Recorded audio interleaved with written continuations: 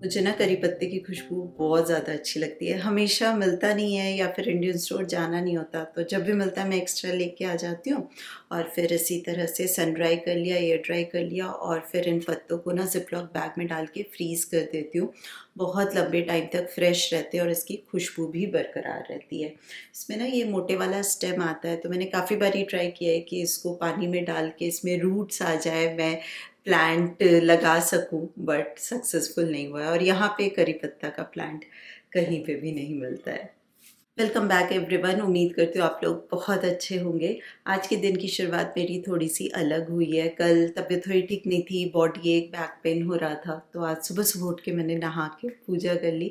और ना गर्म पानी में एप्सम सॉल्ट डाल के नहा लो ना, तो बहुत ज़्यादा रिलैक्सिंग होता है। इनफैक्ट सोने से पहले भी मान लो बहुत ज़्यादा थकान है, पैरों में दर्द है, तो एप्सम सॉल्ट वाटर में थोड़ी देर पैर डिप करके रखो और फिर सोना। बहुत अच्छे से नींद आती है, रिलैक्सिंग होता है। बट हाँ, टू मच भी नहीं यूज़ करना चाहिए। वीक में 1 से 2 बार इज़ गुड इनफ। तो बड़ा वाला पैक आता है, हम तो कॉस्को से लेके आ जाते हैं। वैसे इसमें ना फ्रेग्रेंस वाले भी आते हैं। वॉलमार्ट सुपर स्टोर में मैंने देखा है लैवेंडर फ्रेग्रेंस का, बहुत अच्छा लगता है, बहुत अच्छी खुशबू आती है। वो थोड़ा ज़्यादा एक्सपेंसिव होता है।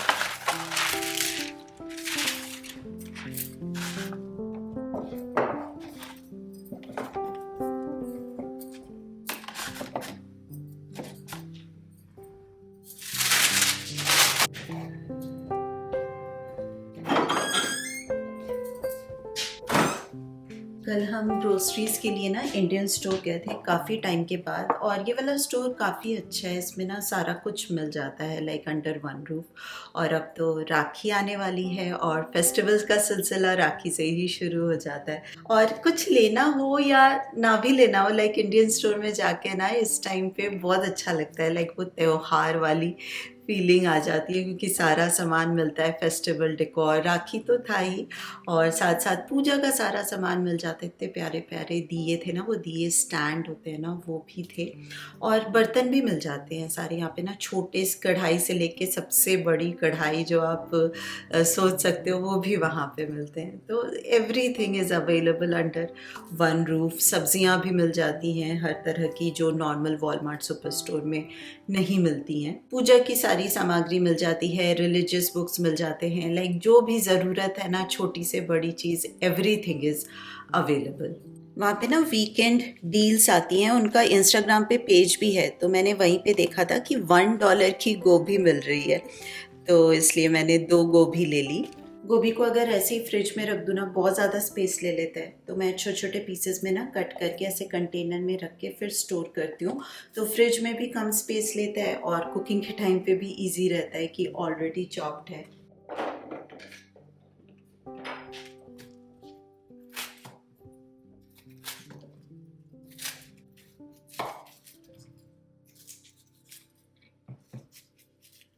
बंगाली में ना एक सब्ज़ी बनती है, मिक्स वेजिटेबल ही होता है, उसको चौचौरी बोलते हैं। उसमें ना ये गोभी के डंठल भी जाते हैं, इतना टेस्टी लगता है ना, स्पेशली दुर्गा पूजा के टाइम पे बनता है।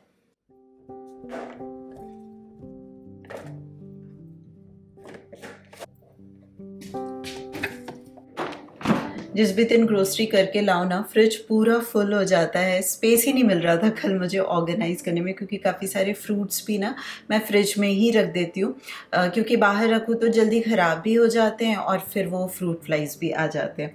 तो घर पे जो दही जमाती हूँ वो तो बिग कंटेनर में होता है, तो काफ़ी सारा स्पेस ना वहाँ पे चला जाता है, तो मैंने उसको मेसन जार में ट्रांसफ़र कर लिया, तो इससे काफ़ी सारा स्पेस बच गया। इंडियन स्टोर से ही ना ये पत्ता गोभी लेके आई थी मैं। छोटे छोटे कितने क्यूट लग रहे हैं ना। मैं जल्दी पत्ता गोभी लाती नहीं हूँ, पर देख के इतना प्यारा लगा ना कि मैंने ले ही लिया कि चलो पत्ता गोभी की सब्जी बना ही लेंगे, काफ़ी टाइम हो गया है।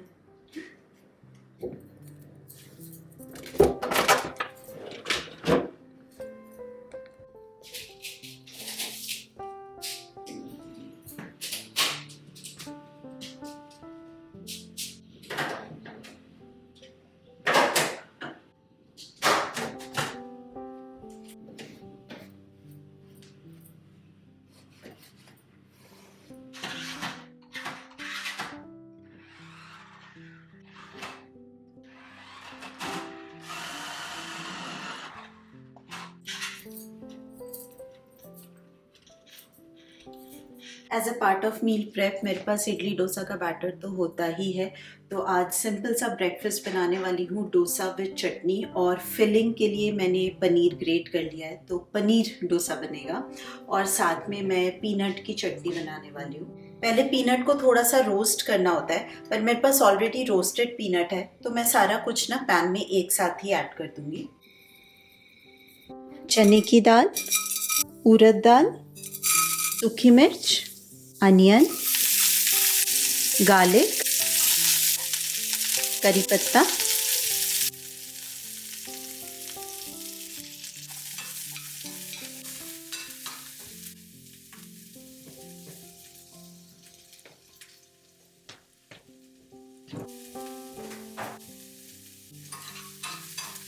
गार्लिक हल्का सा ब्राउन हो गया है। इसके बाद पीनट्स ऐड कर दिए हैं, इमली और नमक।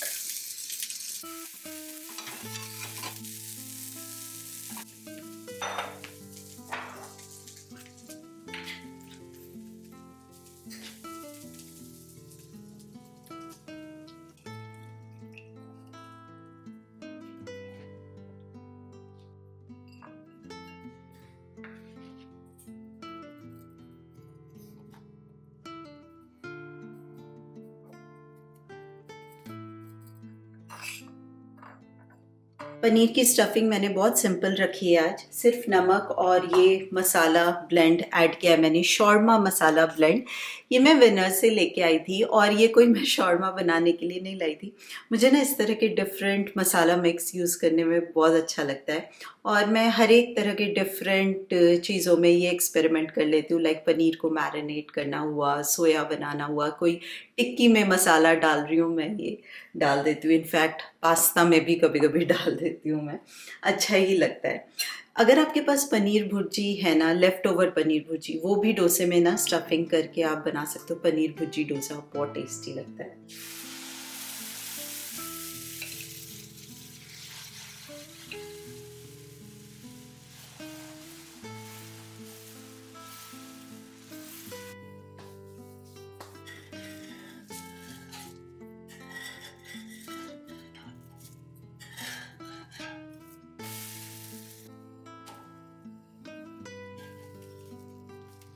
जब भी मैं डोसा बनाती हूँ, दो क्वेश्चंस मुझे सबसे ज़्यादा आते हैं कि दाल चावल का क्या रेशियो होता है, और सेकेंडली मैं कास्ट आयरन तवा पे डोसा कैसे बनाती हूँ, क्योंकि कुछ दोस्तों का नीचे स्टिक हो जाता है। तो पहले मैं तवे का बता दूँ कि सीजनिंग बहुत अच्छे से होनी चाहिए। अगर तवे की सीजनिंग अच्छी नहीं है तो डोसा चिपकेगा ही। और टेम्परेचर, पहले ना कास्ट आयरन पैन को, तवा को अच्छे से गर्म कर लेना है। एक बार ही जब गर्म हो जाता है ना, तो कास्ट आयरन की यही क्वालिटी होती है कि वो हीट को रिटेन करता है, वो जल्दी से फिर ठंडा नहीं होता। तो एक बार ही जब गर्म हो गया, उसके बाद आप लो फ्लेम पे कर दो, फिर डोसा का बैटर पोर करो। घी लगाने की बिल्कुल ज़रूरत नहीं है, क्योंकि अगर सीजन है अच्छे से तो फिर घी की बिल्कुल भी ज़रूरत नहीं पड़ेगी। थोड़ा सा आप लगा सकते हो जस्ट फॉर द टेस्ट। और रेशियो की बात करें तो दाल चावल का रेशियो मेरा 3:1 का ही होता है हमेशा से। 1 टेबलस्पून मेथी सीड ऐड करती हूँ और 1/4 कप पोहा। अगर आप मेरे मील प्रेप वीडियोस देखोगे, उसमें मैंने बहुत सारे डिफरेंट तरह के इडली डोसा बैटर का प्रोपोर्शन और रेशियो शेयर किए हैं। मिलेट डोसा बैटर भी है उसमें। तो 3 कप्स इडली राइस, 1 कप उड़द दाल, 1 टेबलस्पून मेथी सीड और 1/4 कप पोहा, सारा कुछ मैं एक साथ ही सोक कर देती हूँ 5 से 6 घंटे के लिए। उसके बाद अच्छे से पीस लिया और फिर किसी भी गर्म जगह पे रख दो। अवन के अंदर रख सकते हो, अवन का लाइट ऑन करके। इंस्टेंट पॉट है तो योगर्ट ऑप्शन में कर सकते हो, माइक्रोवेव के अंदर भी रख सकते हो। और अगर गर्म जगह पे रह रहे हो फिर तो सोचने की ज़रूरत नहीं है, नॉर्मल कहीं पे भी आप रात भर के लिए रख दो, फर्मेंटेशन बहुत अच्छे से हो जाता है।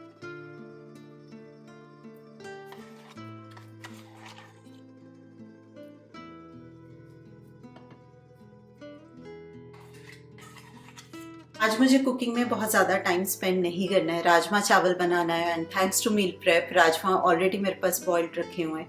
और मॉर्निंग में ही मैंने अदरक लहसुन मिर्ची चॉप कर लिया था, टमाटर का पेस्ट बना के रख दिया था। तो इस तरह से अगर इंग्रेडिएंट्स रेडी रहते हैं तो फिर कुकिंग में ज़्यादा टाइम नहीं लगता और हम दूसरी छोटी छोटी चीज़ों को टाइम दे पाते हैं। इससे ना एवरीडे होम मेकिंग में जो हम रिपीटेटिवली काम करते हैं, कुकिंग, क्लीनिंग, ऑर्गेनाइजिंग, उससे थोड़ा सा एक छोटा सा ब्रेक मिल जाता है और होम मेकिंग थोड़ा सा और ज़्यादा इंटरेस्टिंग हो जाता है। तो आज मैं एक हेयर ऑयल बनाने वाली हूँ जो मैं मोस्टली येशा के लिए यूज़ करती हूँ और बहुत ज़्यादा इफ़ेक्टिव है। इसमें बेस ऑयल मैं कोकोनट ऑयल लेती हूँ, पर उसमें थोड़ा सा मैं कास्टर ऑयल भी मिक्स करूँगी। अगर मेरे पास ये ऑयल नहीं भी होता है ना, तो मैं कोकोनट ऑयल में कास्टर ऑयल मिला के हल्का सा वार्म करके फिर येशा के बालों में अप्लाई करती हूँ। और ये वाला जो मेथड है ना ऑयल बनाने का, इसमें मैं डबल बॉयलर यूज़ करती हूँ क्योंकि हमें इंग्रेडिएंट्स को फ्राई नहीं करना है, अच्छे से इन्फ्यूज़ करना है तेल में। तो इसलिए थोड़ा प्रोसेस लंबा ज़रूर होता है, बट एक बार ही आप बना लोगे तो आप स्टोर करके रख सकते हो 1 मंथ तक और बहुत ज़्यादा इफेक्टिव होता है। तो जितना स्लो इसको कुक करोगे, बेसिकली बॉईल करोगे, उतना अच्छा होता है।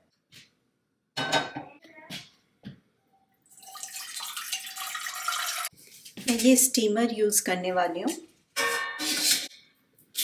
पानी को टू मच बॉईल नहीं करना है, बस हल्का सा एक बॉईल आ जाएगा ना, उसके बाद हम स्टार्ट करेंगे। एक ग्लास बोल ले लिया है, आप स्टील का बोल भी ले सकते हो। मैं ये वाला कोकोनट ऑयल यूज़ करती हूँ, कॉस्को का अपना ब्रांड है और ऑर्गेनिक है। ये ना आप कुकिंग के लिए भी यूज़ कर सकते हो।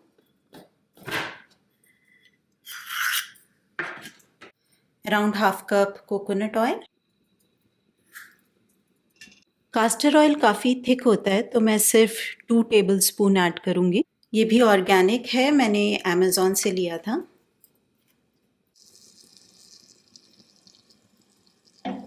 एक स्टेम में जितने करी पत्ते हैं ना, अराउंड 10 to 12 मैं सारी ऐड कर रही हूँ और ये बिल्कुल ड्राई होना चाहिए। 1 tablespoon methi seed, 1 tablespoon kalonji, 4 to 5 pieces लौंग,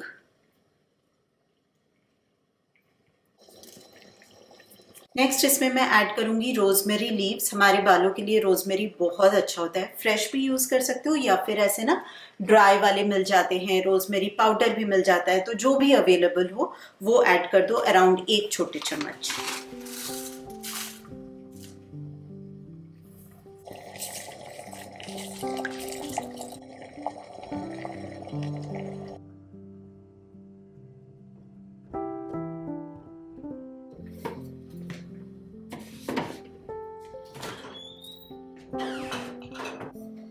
जब भी किचन डेकोर और ऑर्गेनाइजेशन की बात आती है ना, मैं हमेशा ऐसी चीज़ें ढूंढती हूँ जो देखने में खूबसूरत हो, एस्थेटिक हो, फंक्शनल हो और अफोर्डेबल हो। तो यहाँ पे जो गार्बेज कलेक्ट होता है ना, ये 3 पार्ट में डिवाइड होता है। एक तो नॉर्मल फूड गार्बेज होता है, ब्लैक वाला बैग होता है उसका, एक रिसाइकल ब्लू वाले बैग में, और एक फूड गार्बेज जाता है कंपोस्ट। ये वाला वाइट कंटेनर आपने मुझे देखा होगा, हमेशा चॉपिंग के टाइम पे ये मेरे साथ ही होता है। जब भी मैं चॉप करती हूँ सारा फूड गार्बेज मैं इसमें डालती हूँ। ये हमेशा मैं सिंक के पास ही रखती हूँ, इजी टू यूज़ है। इसका जो कैप है ना वो टूट चुका है, इसमें एक स्प्रिंग लगा हुआ होता है तो वो टूट गया है काफ़ी टाइम से, तो मुझे इसको खोलने में काफ़ी दिक्कत आती है और मैं तब से ढूंढ रही हूँ कि कुछ मुझे छोटा सा अच्छा सा मिल जाए। ये मैंने कनेडियन टायर से लिया था, काफ़ी टाइम हो गया इसको भी, पर मुझे कनेडियन टायर में भी नहीं मिला, कहीं और नहीं मिला, अमेजोन पे नहीं मिला। फाइनली मेरी खोज पूरी हो गई है। होम सेंस में मुझे ये कंपोस्ट बिन मिला। होम सेंस मेरा फेवरेट स्टोर है, आप लोगों को पता ही है। तो क्यूट सा, छोटा सा, कलर भी काफ़ी अच्छा है, easy to use, easy to open, और मेरे प्राइस रेंज में भी था 1499 का। इसका फिल्टर है ताकि फूड का स्मेल ना जाए बाहर। ये वाले बैग्स आते हैं, compost bin bags, different size का आता है ये।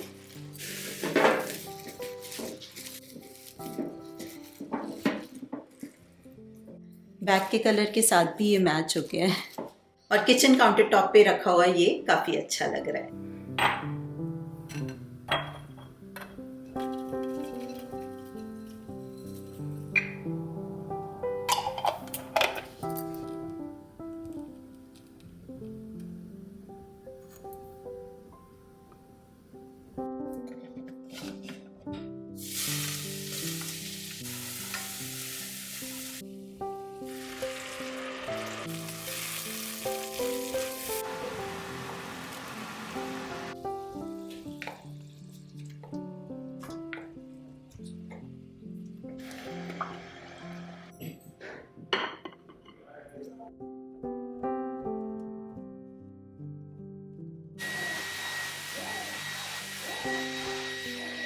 ये वाला एरिया हमारे घर का हाई ट्रैफिक ज़ोन है, बहुत ज़्यादा टाइम स्पेंड करते हैं हम बच्चे। अभी तो समर वेकेशन है तो मोस्ट ऑफ़ द टाइम बच्चे इसी एरिया में होते हैं।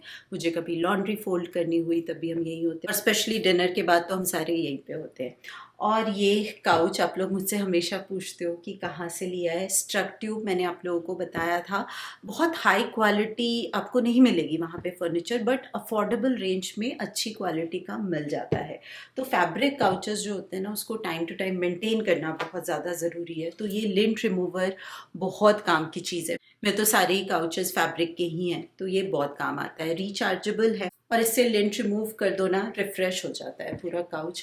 और क्लीन करने के लिए जो हैंड हेल्ड वैक्यूम आते हैं ना, डिफरेंट अटैचमेंट्स आते हैं आजकल तो, किसी भी कंपनी का ले लो, बहुत सारे डिफरेंट आते हैं, मोस्टली क्वालिटी सबकी सेम ही होती है। तो ये वाला जो अटैचमेंट है ना, दिस इज़ बेस्ट काउच को क्लीन करने के लिए या फिर मैट्रेस को क्लीन करने के लिए।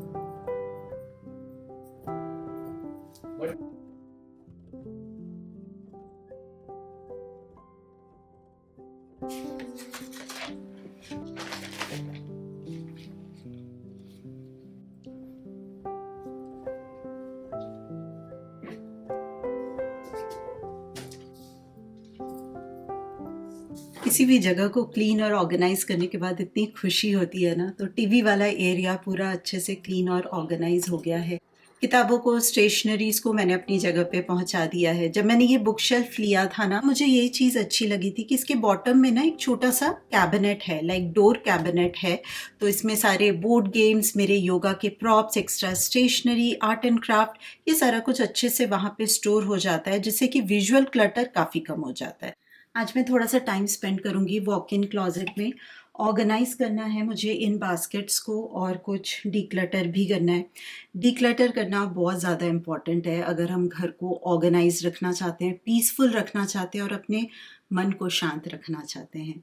तो मैंने लाइफ में यही सीखा है, अपने होम मेकिंग जर्नी से यही सीखा है कि चाहे वो सामान हो, इमोशंस हो या फिर रिश्ते हो, लोग हों, लेट गो करना बहुत ज़्यादा इम्पॉर्टेंट है अगर वो चीज़ें आपके लाइफ में कोई भी वैल्यू ऐड नहीं कर रहे हैं।